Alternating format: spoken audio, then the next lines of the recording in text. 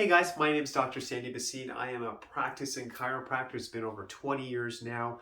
In that 20 years, we've had thousands of people come through our office. We've changed many lives. We've been blessed to win numerous awards because we're helping people, and we want to continue to help people. We want to spread the message of health, healing, and wellness through chiropractic. And that's why I make these videos, and that's why I keep going to work and just helping people, because it brings me such joy to see people who initially may be challenged and going through something and see this transformation, see this development where they get better, they get stronger. I consider it a huge blessing to help in that process, and nothing makes me happier than to see someone get healthy and strong again and enjoy life once again. So let's get into it. That's a little bit about myself. Another thing you should know, I try my hardest every single Monday. I try to make a new video, another tip I can give you that you can implement. And I really believe if you can follow this video series that I've created and you can start to have that awareness of health and healing and follow those action steps that I'll be giving you, it really will make a difference. And over time, you'll see your quality of life improve.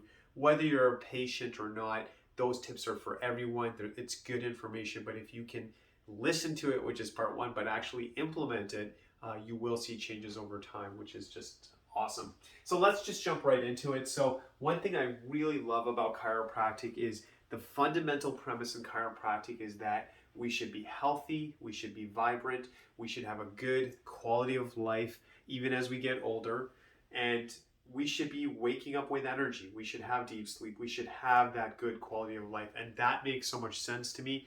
But if there is stress on the nerve system, which allows the body to operate at optimal levels, we will not have optimal health. They're very much connected. So if we have a healthy spine, a healthy nerve system, the brain can freely send messages throughout the body. The muscles, the organs, everything's working at a very high level. You're having optimal health, whatever that looks like for you. It's going to be different for everyone, but you know, that good quality of life, we're feeling strong, vital, we're able to do our work, we're able to be that caring parent, that loving spouse. We are just at a different level. When you feel good, the world looks different and you can actually contribute, you can actually get things done. But when you're not in good health and you're stressed all the time and worried about your health, it's hard to give your best to people, whether that's at work, whether that's at home. And that breaks my heart. I think everyone should be able to produce at the highest levels, be with their family, be with their friends, really enjoy life. That's what it's about. And when you have your health, you can enjoy your life. So we believe, again, in chiropractic, you should be healthy if the body's taken care of. We also believe that the body's self-healing. So what that means is that, again, if those nerves are working the way they should and it's going through the spine, you should have good health. The body should heal itself from injury. Now, obviously, there'll be limitations if someone gets into a severe accident and they break bones. If someone has a heart attack, there'll be limitations, obviously. But for a majority of cases, if we can help someone early enough, if we can get in there and align the spine and allow the body to work the way it should, they should have optimal levels of health, these high levels of health. So let's say that spine does shift and it gets out of place. So let's start at the top. So if there's a misalignment at the top, we can see things like headaches, migraines. We might have issues with balance or vertigo, dizziness, things like that. Trouble focusing, memory issues. Your mood can be affected. Sleep. As we go a little bit lower, if there's any pressure by the shoulders, we could have things like numbness in our hands, stiffness in the shoulder, frozen shoulder. The nerves are allowing that mobility, the movement, but if they're not working right, tingling, numbness even in the hands, carpal tunnel, things like that. As we go lower in the spine, any pressure between the shoulder blades, potentially we're talking breathing issues. There's nerves over there overlapping with the heart, digestive issues, acid reflux. Things are just not functioning at optimal levels the way they should. As we go a little bit lower into the spine, now we're getting into the low back. So obviously misalignments here can cause back pain, but can even affect digestive organs. It can go into the hips and legs, and now you're getting to things like sciatica. The back pain, as I mentioned, digestive issues. There's nerves there going to the bladder, all hormonal systems. All these nerves are going to these areas, and all we're saying in chiropractic is, as much as possible, let's correct the spine, let's keep that pressure off, let's maintain the spine so every muscle, every organ can work at the highest level. We need healthy neurology, we need healthy nerves so you can have that good quality of life. So we believe you should be healthy, and we know for a fact that if the brain is sending messages clearly through the spine, and that spine can send messages throughout the body, you will have a high level of health. And if there's an injury to the body, it can help recover, obviously within the limits. Like I mentioned before, if there's been a car accident, maybe a heart attack, those would be extreme situations. But a lot of times the body can self-heal if the nerve system is healthy. So that's the core concept of chiropractic. Is physiotherapy awesome? Absolutely. Is massage therapy awesome? Absolutely. Do we need the doctors? For sure. The medications, the surgery, there's a time and place for it. What I like for chiropractic though is we're saying let's go natural as much as we can. We respect that sometimes obviously we need other interventions, but chiropractic is a natural way working with the body, saying let's get that spine strong so we can have a strong nerve system so the body can be stronger, so it can be healthier, and you can have, again, that good quality of life. I love that core message. That's why I love going to work. To me, that makes so much sense in chiropractic. So again, we know that the brain and spine is going into the body.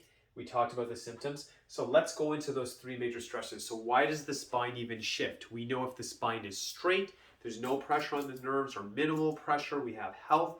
Why does the spine even shift? So number one, we know in the research as well. So the first would be there's physical, chemical, and emotional. So I'm going to kind of break it down for you. So physical, the first time there's actually any stress on the spine is actually when the baby's being born.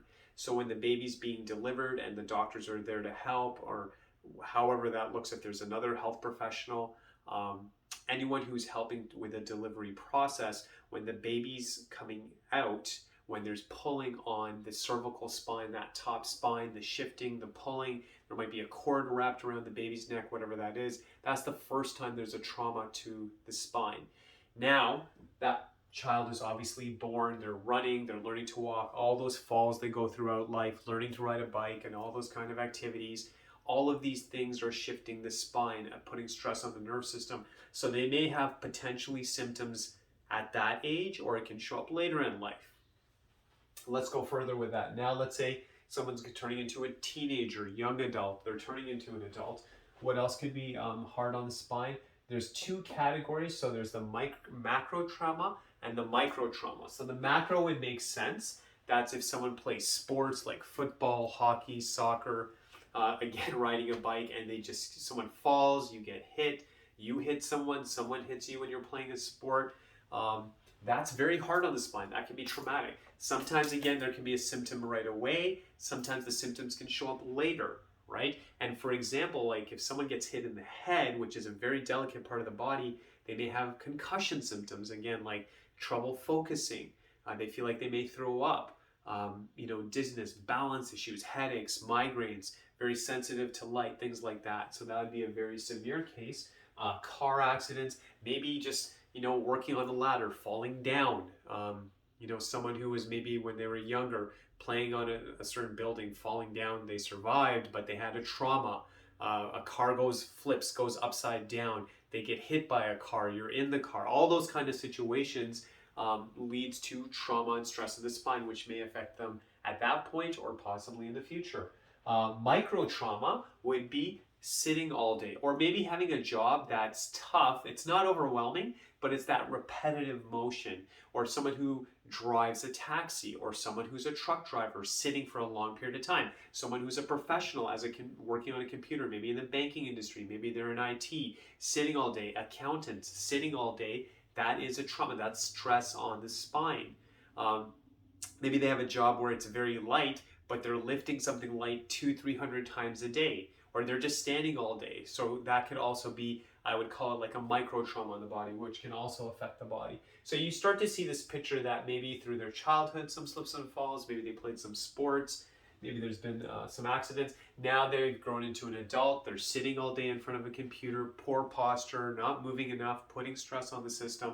It starts to lead to that picture where they may have the headaches, the shoulder pain, the back pain, those kind of situations developing. Another thing would be activity level. So imagine someone's on a computer all the time, and then on the weekends they watch TV, then they play and they may do gaming on the computer. They're just not very active. that is also a negative on the body. The body is designed to be moving, but you have to find like that right balance, because if you move way too much and it's hard on the body, that's not good. If you're not moving at all, if you are like drive 1 hour to work, sit all day at work, go home, sit and watch TV, sit and go on your computer, sit and go on your phone, that's not good. And then over the weekend you just watch more movies and you do more gaming, very hard on the body as well. So that would be the physical category. Number 2, chemical. So what we are eating, or if we're not eating certain things, that can affect the body. What we're drinking as well, what we're putting into our system gets reflected in the nerve system. So one big thing I would say is that if you drink tea, coffee, try to reduce. I know when some people try to reduce, they get headaches. I, just like anyone, probably like to have a good cup of tea. I try to limit myself to maybe twice a week and maybe 3 times a week.